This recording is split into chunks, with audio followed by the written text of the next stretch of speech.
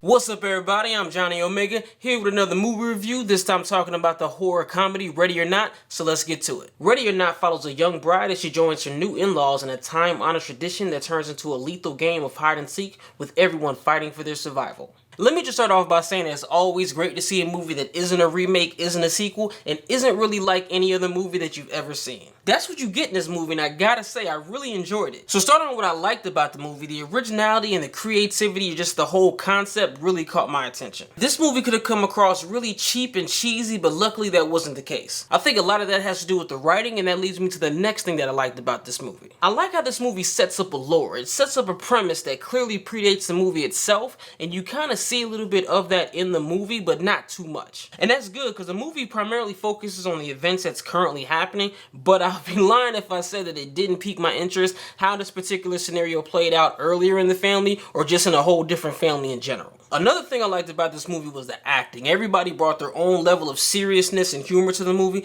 and that's something that I really didn't expect going into it. And I knew there would be comedy in this movie just purely based on the trailer, but I love the mix of horror and comedy and how it all blends together. The movie just does a great job of taking genuine horror moments and genuine comedy and mixing them together well. And I've seen this scenario before, but I've never seen it pulled off quite like this, so kudos to everybody involved. As far as what I didn't like about the movie, there really wasn't anything. There were a couple of times where the movie felt like it kind of slowed down a little bit, but it was being used to build tension, so it didn't really bother me, but it wasn't done perfectly either. So in conclusion, the acting was good, the story was a lot more interesting than I thought it would be. The structure of how everything was put together was done very well. Generally speaking, I don't think this movie's for everybody, but if it is for you, you're really gonna enjoy it. And based on what I've seen people say about this movie, there really isn't much middle ground. Either you like it or you don't. But most people I know that didn't like the movie didn't really like the trailer either, so I think that's a big indicator on whether or not you're gonna like it. All that being said, I'd say this movie is a definite add to the Blu-ray collection. So comment below and let me know what you guys thought of the movie. Thanks for watching, and if you like what you're seeing, hit that thumbs up and click that subscribe button to see what we got coming next.